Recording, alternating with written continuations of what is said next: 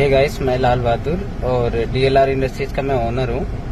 हमारे पास में machine manufacturing होता है, जैसे में कि वाटर प्लांट से रिलेटेड सारी मशीन है।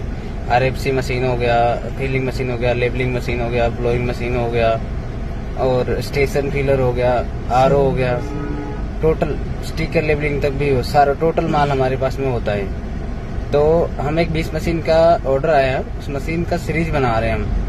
तो उसमें डेली हम आप लोगों को अपडेट देंगे कि कितने कितने मशीनें बनी है, कैसे कैसे क्या क्या प्रोसेस है, पूरा कब डिजाइन हुआ वो मशीन, कैसे कैसे हो रहा है। टोटल मशीन के मैं आपको डिटेल्स डेली की डेली अपलोड करूंगा इस पे।